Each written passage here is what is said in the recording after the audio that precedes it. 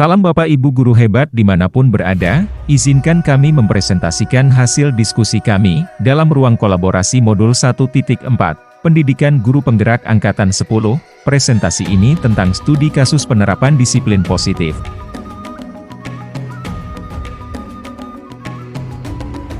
Sebelumnya saya mau menyampaikan terima kasih kepada Bapak Rinaldi sebagai fasilitator, dan Bapak Aditya Sandi serta Ibu Rita Asmara sebagai pengajar praktik kami, atas segala bimbingannya.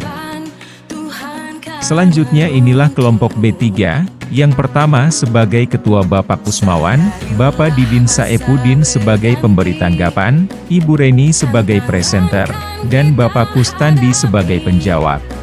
Studi kasus 1, Guru Matematika dan Wali kelas 8, Ibu Santi sakit, sehingga tidak dapat masuk dan mengajar. Akhirnya dicarikan guru pengganti, Ibu Eni. Ibu Eni baru 2 tahun menjadi guru SMP.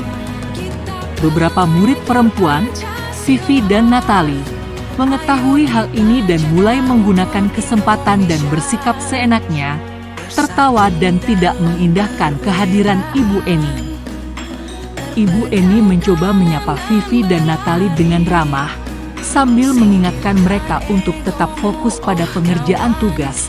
Ayolah tugasnya dikerjakan, nanti ibu ditegur bapak kepala sekolah kalau kalian tidak kerjakan tugas. Tolong bantu ibu ya. Namun Vivi dan Natali malah jadi tertawa, ah ibu, santai saja bu. Mereka tetap tidak mengerjakan tugas dan malah mengobrol. Esoknya, Ibu Santi memanggil Vivi dan Natali serta menanyakan tentang laporan Ibu Eni. Ibu Santi menanyakan apakah mereka bersedia melakukan memperbaiki permasalahan yang ada. Vivi dan Natali sempat ragu-ragu dan membela diri, namun pada akhirnya mengatakan akan meminta maaf. Ibu Santi menanggapi bahwa tindakan itu boleh saja dilakukan bila mereka sungguh-sungguh ingin meminta maaf. Namun Ibu Santi menanyakan kembali, apa yang mereka bisa lakukan untuk menggantikan rasa tidak dihormati Ibu Eni. Baik Vivi maupun Natali mengakui bahwa perilaku mereka tidak sesuai dengan keyakinan kelas. Ibu Santi melanjutkan kembali apa yang akan mereka lakukan untuk memperbaiki masalah. Apakah ada gagasan? Setelah berpikir sejenak, Natali dan Vivi mengusulkan bagaimana kalau mereka mengadakan sebuah diskusi kelompok dengan teman-teman sekelasnya. Tema yang mereka pilih adalah penerapan keyakinan kelas, terutama tentang sikap saling menghormati dan bagaimana penerapannya di kehidupan sehari-hari di sekolah. Usulan kedua adalah mengirim email kepada Ibu Eni tentang gagasan mereka tersebut. Mereka pun memberitahu Ibu Eni bahwa mereka telah memberitahu kepala sekolah, Pak Hasan, bila lain waktu ada ketiadaan guru, maka mereka akan mengusulkan Ibu Eni sebagai guru pengganti. Dalam kasus di atas, langkah-langkah restitusi apa saja yang sudah dijalankan oleh Ibu Santi? Langkah-langkah restitusi yang sudah dilakukan Ibu Santi adalah, pertama Ibu Santi sudah menstabilkan identitas dengan melakukan tindakan. Keesokan harinya, Ibu Santi memanggil Vivi dan Natali serta menanyakan tentang laporan Ibu Eni. Kedua, Ibu Santi sudah melakukan validasi tindakan yang salah dengan menanyakan kembali, apa yang mereka bisa lakukan untuk menggantikan rasa tidak dihormati Ibu Eni. Dan langkah restitusi terakhir yang dilakukan Ibu Santi adalah menanyakan keyakinan, yaitu dengan bertanya kembali apa yang akan mereka lakukan untuk memperbaiki masalah, serta bertanya kepada Vivi dan Natali apakah ada gagasan. Pertanyaan kedua, menurut Anda, apakah restitusi yang diusulkan Vivi dan Natali sudah sesuai dengan pelanggaran yang telah dibuat? Apakah langkah-langkah restitusi yang telah diusulkan mereka? Kami bersepakat restitusi yang dilakukan Vivi dan Natali sudah sesuai dengan langkah-langkah berikut ini. Pertama, menstabilkan identitas yang ditunjukkan tindakan. Vivi dan Natali meminta maaf, menyadari atas tindakan yang telah dilakukan. Kedua, melakukan validasi tindakan yang salah yang ditunjukkan dengan tindakan Vivi maupun Natali mengakui bahwa perilaku mereka tidak sesuai dengan keyakinan kelas. Dan yang terakhir, Vivi dan Natali sudah menanyakan keyakinan yang ditunjukkan dengan memberikan ide untuk mengadakan sebuah diskusi kelompok dengan teman-teman sekelasnya. Tema yang mereka pilih adalah penerapan keyakinan kelas, terutama tentang sikap saling menghormati dan bagaimana penerapannya di kehidupan sehari-hari di sekolah. Pertanyaan ketiga, dalam kasus di atas, posisi apakah yang telah diambil oleh Ibu Eni dalam menangani Vivi dan Natali? Jelaskan jawaban Anda. Pada kasus tersebut, Ibu Eni mengambil posisi kontrol sebagai pembuat rasa bersalah dengan menyampaikan ayolah tugasnya dikerjakan. Nanti Ibu ditegur Bapak Kepala Sekolah kalau kalian tidak kerjakan tugas. Dan juga posisi kontrol sebagai teman dengan menyampaikan tolong bantu Ibu ya. Pertanyaan keempat, jika Anda adalah Pak Hasan, bagaimana Anda menyikapi langkah yang ditempuh Ibu Santi? Saya akan memastikan ada komunikasi terbuka antara Ibu Santi, siswa, dan orang tua untuk memastikan semua pihak memahami dan mendukung proses restitusi yang dijalankan. Dengan mempertimbangkan faktor-faktor di atas, Pak Hasan dapat memastikan bahwa langkah-langkah restitusi yang diambil oleh Ibu Santi tidak hanya memperbaiki kesalahan yang telah terjadi tetapi juga mendidik dan memperkuat nilai-nilai positif di sekolah. Dalam hal ini Pak Hasan juga sudah mengambil posisi kontrol sebagai manajer. Studi kasus 2, Sabrina hari itu bangun terlambat dan terburu-buru sampai di sekolah. Dia pun akhirnya sampai di gerbang sekolah. Tapi baru menyadari kalau tidak menggunakan sepatu hitam seperti tertera di peraturan sekolah. Di depan pintu kelas, Bapak Lukman memperhatikan sepatu Sabrina yang berwarna coklat. Sabrina berusaha menjelaskan bahwa dia terburu-buru dan salah mengenakan sepatu. Studi kasus 2, Sabrina hari itu bangun terlambat dan terburu-buru sampai di sekolah. Dia pun akhirnya sampai di gerbang sekolah. Tapi baru menyadari kalau tidak menggunakan sepatu hitam seperti tertera di peraturan sekolah. Di depan pintu kelas, Bapak Lukman memperhatikan sepatu Sabrina yang berwarna coklat. Sabrina berusaha menjelaskan bahwa dia terburu-buru dan salah mengenakan sepatu. Pak Lukman menanyakan Sabrina, apa peraturan sekolah tentang seragam warna sepatu? Sabrina menjawab sudah mengetahui sepatu harus berwarna hitam, namun terburu-buru dan salah mengenakan sepatu, selain tidak mungkin kembali pulang karena rumahnya jauh sekali. Pak Lukman tetap bersikeras pada peraturan yang berlaku dan mengatakan, ya sudah, kamu sudah melanggar peraturan sekolah. Kamu salah. Sudah terlambat, salah pula warna sepatunya. Segera buka sepatumu kalau tidak bisa mengenakan sepatu hitam. Sabrina meminta maaf dan memohon kembali kepada Pak Lukman agar tetap dapat mengenakan sepatunya dan berjanji tidak akan mengulang kesalahannya. Namun Pak Lukman tidak mau tahu, tidak, kamu telah melanggar peraturan sekolah. Kalau tidak sanggup ambil sepatu di rumah atau diantarkan sepatu ke sekolah, ya sudah kamu tidak bersepatu saja seharian di sekolah. Sekarang copot sepatumu dan silakan belajar tanpa sepatu seharian. Sabrina pun dengan berat hati mencopot sepatunya dan memberikannya kepada Pak Lukman. Seharian dia tidak berani berkeliling sekolah karena malu, dan lebih banyak berdiam diri di kelas tanpa alas sepatu. Pertanyaan 1, dalam kasus di atas, sikap posisi apakah yang diambil oleh Bapak Lukman? Jelaskan, apakah indikatornya? Pak Lukman sudah mengambil posisi kontrol sebagai penghukum, di mana Pak Lukman sudah menegakkan peraturan dengan ketat serta memberikan sanksi atau konsekuensi langsung jika ada pelanggaran. Sangat berfokus pada kepatuhan terhadap aturan tanpa kompromi, hal tersebut ditunjukkan dengan kalimat pernyataan, ya sudah, kamu sudah melanggar peraturan sekolah. Kamu salah. Sudah terlambat, salah pula warna sepatunya. Segera buka sepatumu kalau tidak bisa mengenakan warna sepatu sesuai peraturan. Pertanyaan 2, bila Pak Lukman mengambil posisi seorang manajer, apa yang akan dikatakannya? Pertanyaan-pertanyaan seperti apakah yang akan diajukan ke Sabrina? Jelaskan. Berikut pertanyaan yang sesuai dengan peran sebagai manajer. 1. Pemahaman situasi. A. Sabrina, apakah ada alasan khusus mengapa kamu tidak mengenakan seragam berwarna hitam hari ini? B. Apakah kamu mengalami kesulitan dalam mendapatkan seragam yang sesuai? 2. Mencari solusi. A. Bagaimana sekolah dapat membantumu agar bisa mematuhi peraturan seragam? B. Apakah ada sesuatu yang bisa kita lakukan untuk memastikan kamu memiliki akses ke seragam yang diperlukan? 3.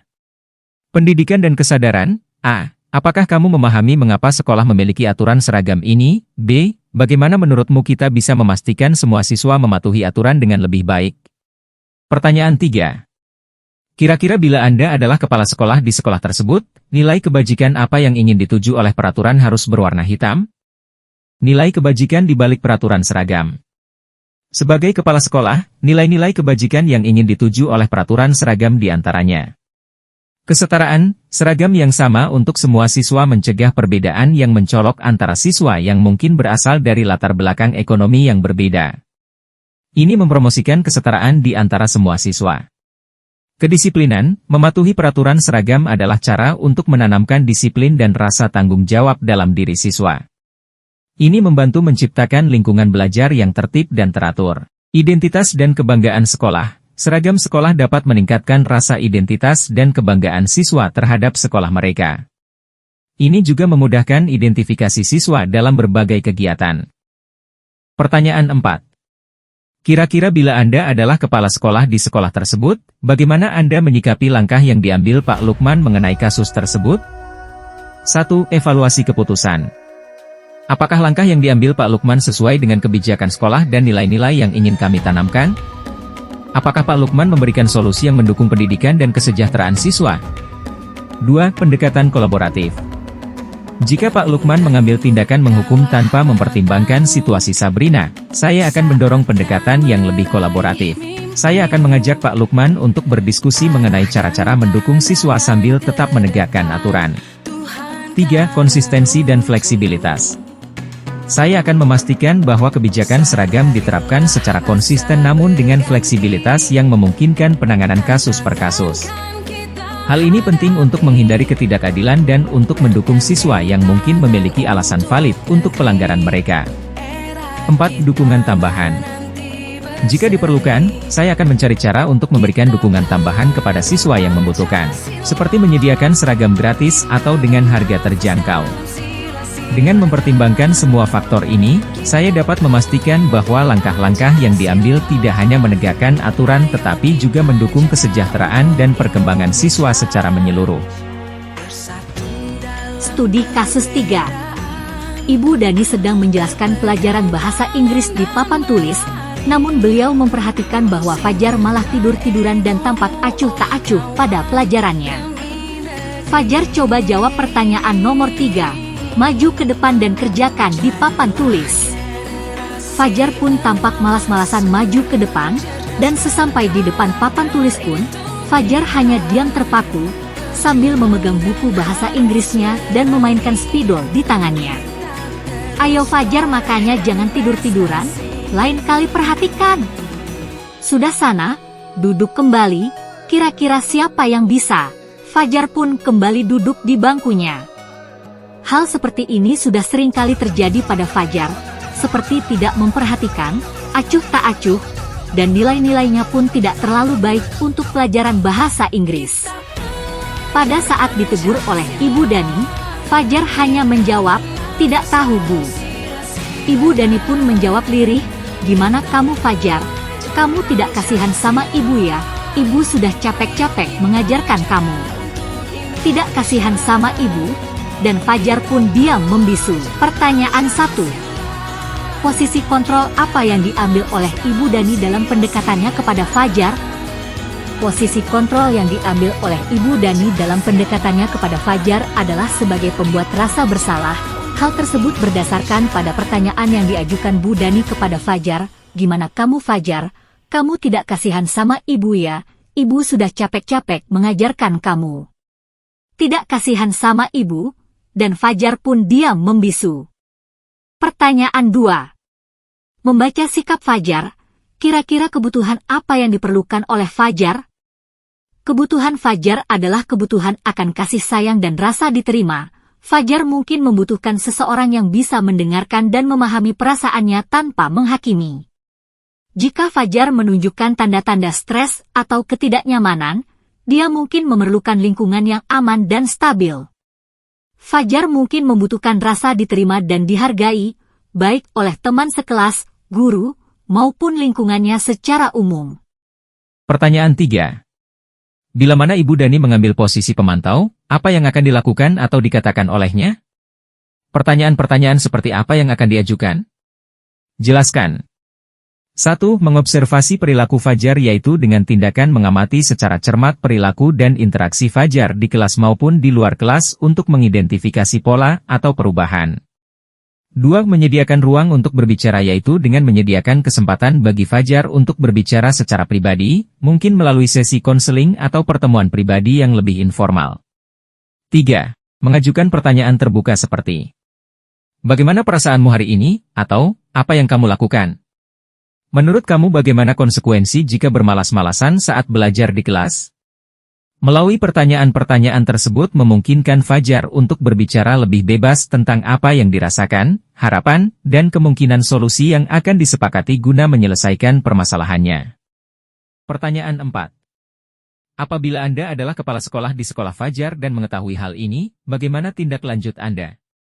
Sebagai kepala sekolah yang mengetahui hal ini, tindak lanjut yang dapat dilakukan mencakup 1. Memastikan dukungan psikologis, menyediakan akses kepada konselor sekolah atau profesional psikologi yang dapat membantu Fajar secara lebih mendalam. 2. Pelatihan guru, memberikan pelatihan kepada guru tentang cara menangani siswa yang membutuhkan dukungan emosional, termasuk teknik-teknik empati dan komunikasi efektif. 3. Monitoring dan evaluasi, memonitor perkembangan Fajar secara berkala dan mengevaluasi efektivitas pendekatan yang telah diambil oleh guru dan konselor. 4. Kerjasama dengan orang tua, mengadakan pertemuan dengan orang tua Fajar untuk membahas situasi dan memastikan ada kerjasama antara sekolah dan rumah dalam mendukung kebutuhan Fajar. Studi kasus 4. Anto dan Dino sedang bermain bersama di lapangan basket, dan tiba-tiba terlibat dalam sebuah pertengkaran adu mulut. Dino pun menjadi emosi dan mengadakan kontak fisik, menarik kemeja Anto dengan kasar, sampai 3 kancingnya terlepas. Pada saat itu guru piket langsung melayu mereka, dan membawa mereka ke ruang kepala sekolah. Ibu Suti sebagai kepala sekolah berupaya menenangkan keduanya, terutama Dino. Dino, sepertinya kamu saat ini sedang marah sekali. Mendengar itu, Dino pun mengalir bercerita tentang kekesalan hatinya. Ibu Suti pun melanjutkan bahwa membuat kesalahan adalah hal yang manusiawi, dan bahwa mempertahankan diri adalah hal yang penting. Namun meminta Dino memikirkan cara lain yang mungkin lebih efektif, karena saat ini Dino berada di ruang kepala sekolah. Ibu Suti melanjutkan bertanya tentang keyakinan sekolah yang disepakati, serta apakah Dino bersedia memperbaiki kesalahan yang telah dilakukan terhadap Anto? Dino pun akhirnya perlahan mengangguk.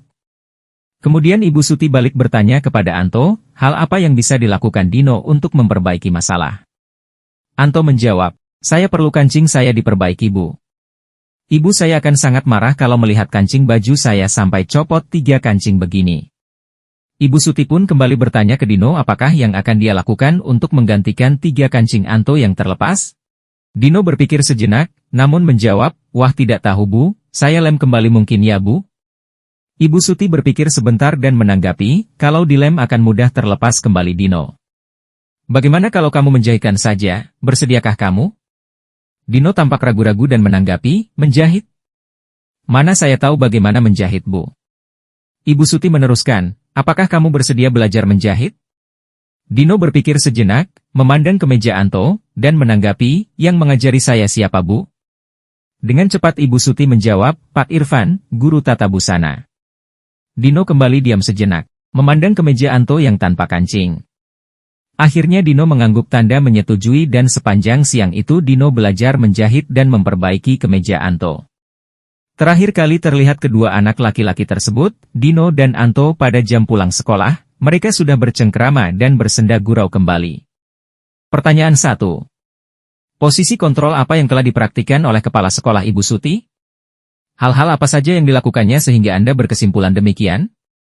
Ibu Suti menerapkan posisi kontrol kolaboratif dan restoratif. Dalam hal ini bisa diposisikan sebagai pemantau atau bisa juga sebagai manajer dalam menangani konflik antara Dino dan Anto.